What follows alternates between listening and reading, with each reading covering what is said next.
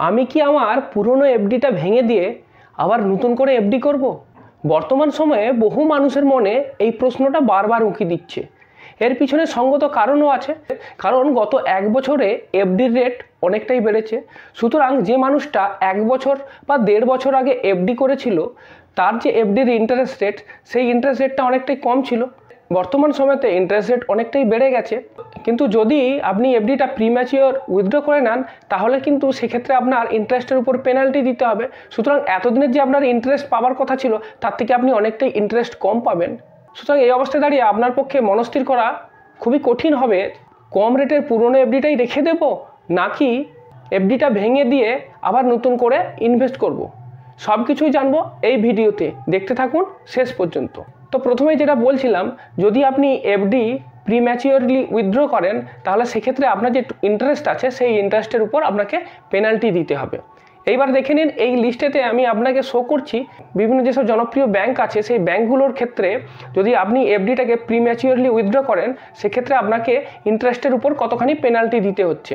আমি দুটো সেকশন নিয়েছি, 5 লাখের কম এবং 5 লাখ থেকে 5 কোটি টাকার মধ্যে, এই দুটো স্ল্যাব নিয়েছি। প্রথমে আমি লিস্টে শো করছি এসবিআই।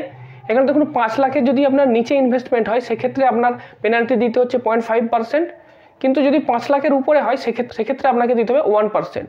তো এইভাবে পুরো লিস্টে আমি আপনাকে শো করছি। আপনি চাইলে ভিডিওটা একবার পজ করে দেখে নিতে পারেন, যে ব্যাংকে আপনার এফডি আছে সেই ব্যাংকের ক্ষেত্রে প্রিম্যাচিওরের ক্ষেত্রে আপনার কত পেনাল্টি দিতে হবে। এইবার ধরুন আপনি এফডিটাকে প্রিম্যাচিওরলি উইথড্র করে নিচ্ছেন, তো সেক্ষেত্রে আপনার এফডির ম্যাচুরিটি ভ্যালু কত হবে। তো প্রথমে দেখতে হবে যে যদি আপনি এফডিটাকে প্রিম্যাচিওরলি উইথড্র করে নেন, সেক্ষেত্রে আপনার এফডির উপরে কোন ইন্টারেস্ট রেটটা লাগু হবে। এক্ষেত্রে যে নিয়মটা আছে সেটা হলো, প্রথম হচ্ছে যে আপনি অরিজিনালি এফডিটাকে কোন ইন্টারেস্ট রেটে বুক করেছিলেন, আর দ্বিতীয়টা হলো যে আপনি যে সময় পরে এফডিটা উইথড্র করে নিচ্ছেন, সেই টেনিওরের জন্য আপনি যখন প্রথম এফডিটা বুক করেছিলেন, তখন ওই টেনিওরের জন্য যে রেটটা ছিল, এই দুটোর মধ্যে যেটা কম হবে সেটাই হবে আপনার এফেক্টিভ ইন্টারেস্ট রেট। ব্যাপারটা একটু কমপ্লিকেটেড লাগছে, তো আমি দুটো কেস স্টাডির সাহায্যে আপনাকে ব্যাপারটা সহজে বুঝিয়ে দিচ্ছি। প্রথম কেসে ধরুন আপনি প্রথম যে টাকাটা এফডি করেছিলেন, সেই প্রিন্সিপাল অ্যামাউন্ট হচ্ছে 1 লাখ, এবং আপনি এফডি করেছিলেন 2 বছরের জন্য।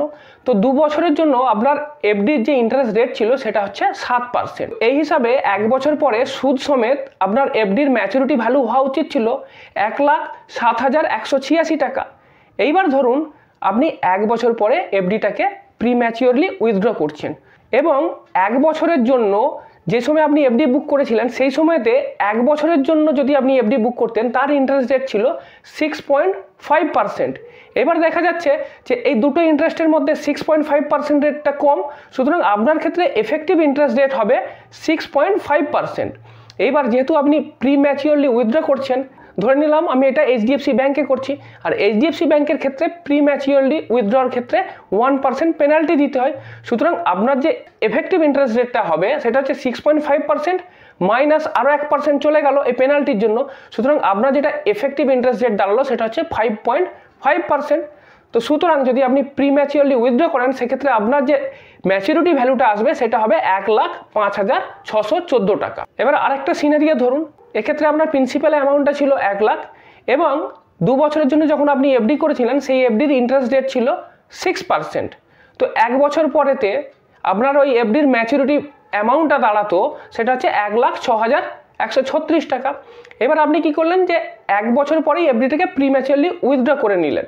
যখন আপনি ফিক্সড ডিপোজিটটা বুক করেছিলেন, সেই সময়তে 1 বছরের এফডির যে রেটটা ছিল সেটা কিন্তু বেশি ছিল, সেটা ছিল 7%। কিন্তু তবুও যদি আপনি 1 বছর পরে যদি আপনি প্রিম্যাচিওরলি উইথড্র করে নেন, তাহলে কিন্তু ওই 6% আর 7%-এর মধ্যে যেহেতু 6%টা কম আছে, তো সেক্ষেত্রে কিন্তু আপনার 6%-এর যে রেটটা এফেক্টিভ রেট হবে, কারণ এটাই হচ্ছে এই দুটোর মধ্যে কম। এবার আপনার প্রিম্যাচিওর উইথড্রলের কারণে 1% পেনাল্টি দিতে হচ্ছে, তাহলে আপনার এফেক্টিভ ইন্টারেস্ট যেটা দাঁড়াচ্ছে সেটা হচ্ছে 5%, এবং সেই 5%-এর হিসাবে 1 বছর পরে আপনার যে ম্যাচুরিটি ভ্যালুটা দাঁড়াবে সেটা হচ্ছে 1,05,095 টাকা। এবার বোঝা গেল যে যদি আমি প্রিম্যাচিওরলি উইথড্র করে নিই, তাহলে সেক্ষেত্রে আমার ম্যাচুরিটি ভ্যালুটা কিভাবে ক্যালকুলেট হয়। এবার আমি দেখব যে কোন ক্ষেত্রে আমি এফডিটাকে প্রিম্যাচিওরলি উইথড্র করে নেব এবং নতুন রেটে আবার এফডি করব, যাতে আপনার প্রফিট থাকবে। যদি এমন হয় আপনার যে টোটাল এফডি টেনিওর আছে তার 25% টাইমই একমাত্র পাস হয়েছে, অর্থাৎ এক্সাম্পল হিসেবে বলছি, যেমন ধরুন আপনার এফডিটা 2 বছরের ছিল, মাত্র 25%, দ্যাট মিনস 6 মাস মাত্র এখনো পর্যন্ত পার হয়েছে, এবং আপনার যে অরিজিনাল এফডির ইন্টারেস্ট রেট ছিল এবং বর্তমান যে এফডির কারেন্ট ইন্টারেস্ট রেট আছে এর ভেতর যে ডিফারেন্সটা সেটা যদি 2% হয়, অর্থাৎ বর্তমান রেটটা যদি 2% বেশি হয়, তাহলে সেক্ষেত্রে কিন্তু এটা দেখা যাচ্ছে যে আপনার ওই পুরনো এফডিটা ভেঙে দিয়ে নতুন এফডি করাটাই আপনার পক্ষে লাভজনক হবে। দেখুন ক্যালকুলেশনটা, আপনার প্রিন্সিপাল অ্যামাউন্ট ছিল 1 লাখ, 2 বছরের এফডির জন্য আপনার ইন্টারেস্ট রেট ছিল 6%, তো 2 বছর পরে আপনার ম্যাচুরিটি ভ্যালু দাঁড়াবে 1,12,360 টাকা। এইবার ধরুন যে 6 মাস পরে যেহেতু ব্যাংকের এখন এফডির রেট বেড়ে গেছে, আপনি ঠিক করলেন যে আমি পুরনো এফডিটাকে প্রিম্যাচুয়ারলি উইথড্র করে নেব এবং সেই এফডিটাকে ভেঙে দেওয়ার পর যে টাকাটা আমি পাবো সেই টাকাটাতে আবার এই নতুন ইন্টারেস্ট রেটেতে আমি এফডি করব। এবং এক্ষেত্রে বলে রাখি যে নতুন এফডির যে রেটটা হচ্ছে সেটা ধরুন আপনার 8%। তো 6 মাস পরে যদি আমি পুরনো এফডিটা ভেঙে ফেলি তাহলে আমি ম্যাচুরিটি ভ্যালু কত পাবো সেটা তো প্রথমে আমাকে ক্যালকুলেশন করে দেখতে হবে। দেখুন যেহেতু আপনি 6 মাস পরেই এটাকে প্রিম্যাচুয়ারলি উইথড্র করছেন, সুতরাং যে সময় আপনি এফডি বুক করেছিলেন সেই সময়তে এটা ঠিক ছিল যে আপনি 2 বছরের জন্য যদি বুক করেন তাহলে আপনি 6% ইন্টারেস্ট পাবেন, এবং যদি 6 মাসের জন্য বুক করেন তাহলে সেক্ষেত্রে আপনি মাত্র 4% ইন্টারেস্ট পাবেন। তো সুতরাং আপনার ক্ষেত্রে এফেক্টিভ এফডির যে রেটটা দাঁড়ালো সেটা হচ্ছে 4%। এবার এখান থেকে পেনাল্টি 1% মাইনাস হয়ে গেল, সুতরাং আপনি আপনার এফডির উপরে ইন্টারেস্ট পাবেন 3%, আর আপনার এফডি টেনিওরটা হচ্ছে 6 মাস হয়েছে, তো 6 মাস 3% হারে হিসেব করলে আপনি পাচ্ছেন টোটাল ইন্টারেস্ট হলো 1500 টাকা। সুতরাং আপনার যে টোটাল এফডির ভ্যালুটা হচ্ছে সেটা হচ্ছে 1,15,000 টাকা। এইবার এই 1,15,000 টাকা আপনি নতুন করে এফডি করলেন, আপনার কাছে সময় আছে আরও 1.5 বছর। তো এই 1.5 বছর এখন বর্তমান যে এফডির রেটটা আছে 1 to 2 ইয়ার টেনিওরতে ধরুন সেটা 8%, তো সেই 8%-এর হিসাবে যদি 1,15,000 টাকা 1.5 বছরের জন্য আমি এফডিতে রাখি তাহলে সেক্ষেত্রে তার এফডির ম্যাচুরিটি ভ্যালু আসবে 1,13,680 টাকা। সুতরাং দেখতে পাচ্ছেন যদি আপনি পুরনো এফডিটা কন্টিনিউ করতেন তাহলে আপনি পেতেন 1,12,360 টাকা, কিন্তু যেহেতু পুরনো এফডিটা ব্রেক করে আপনি নতুন এফডি করলেন সেক্ষেত্রে আপনি পেলেন 1,13,680 টাকা। সুতরাং আমি বলতে পারি যে এক্ষেত্রে আপনার কিন্তু এফডি ভাঙাটাই লাভজনক হলো, কারণ আপনি 1 লাখ টাকায় 1320 টাকা প্রফিট করতে পারলেন। এবার আমরা দেখব যে কখন এফডি ভেঙে আমার লাভ হবে না। পুরনো এফডিটাই চালু করে রাখলেই আমার লাভ হবে যদি আপনার এফডির যে ম্যাচুরিটি ডেটটা সেটা যদি খুব কাছাকাছি হয়, তাহলে আপনার পক্ষে এফডি না ভাঙাই ভালো। অথবা আপনার যে পুরনো এফডির রেট ছিল এবং বর্তমান সময়ের যে এফডির রেট আছে সেই রেটের ভিতরে তফাৎটা যদি বেশি না হয়, অর্থাৎ নতুন এফডির রেট যদি 1.5%-এর বেশি না হয়, তাহলে আমি বলবো আপনি পুরনো এফডিটাই কন্টিনিউ করুন, কারণ এক্ষেত্রে আপনার কোনো লাভ হবে না। দেখুন আপনাকে আবার একটা এক্সাম্পলের সাহায্যে দেখিয়ে দিচ্ছি।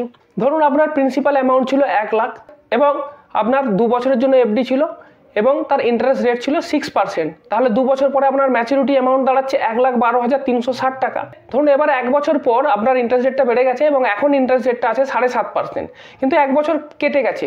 এই অবস্থায় দাঁড়িয়ে আপনার কি লাভ হবে যদি আমি ভাঙি? দেখুন প্রথমে এই 1 বছরের জন্য আপনি কত ইন্টারেস্ট পাবেন। আপনি যদি 1 বছর পরে প্রিম্যাচুয়ারলি উইথড্র করে নেন তাহলে আপনি ম্যাচুরিটি ভ্যালু কত পাবেন সেটা দেখে নিন। এক্ষেত্রে আপনার অ্যাপ্লিকেবল ইন্টারেস্ট রেট কত হবে সেটা আপনাকে দেখতে হবে।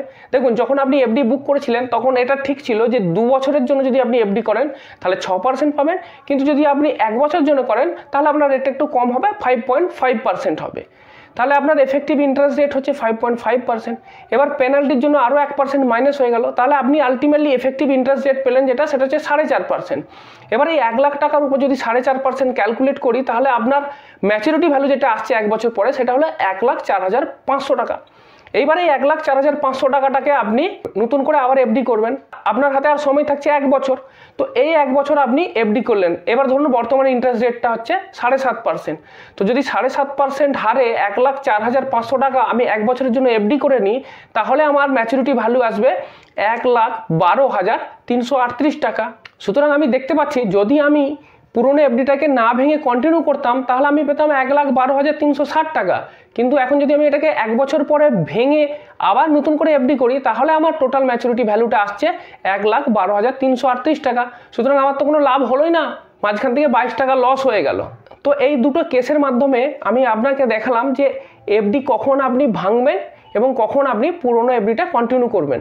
তো এ প্রসঙ্গে একটা জিনিস বলে রাখি, আমি যে দুটো শর্তের কথা বললাম সেটা একটা ইন্ডিকেটিভ, অর্থাৎ কিছুটা রাফলি আমি বলেছি, একদম পুরো কারেক্ট নাও হতে পারে, কারণ আমি তো প্রতিটা সময়ের জন্য এবং প্রতিটা প্রিন্সিপাল অ্যামাউন্টের জন্য আলাদা আলাদা করে আপনাকে শো করতে পারবো না।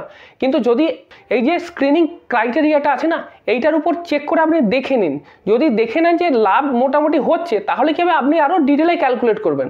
আর যদি দেখেন যে না, লাভ হওয়ার কোনো চান্স দেখছি না, তাহলে শুধু শুধু মাথা ঘামাবেন কেন? যেমন চলছে তেমনই চলতে দিন। Thank you very much. আশা করি এই ভিডিও আপনার ভালো লেগেছে।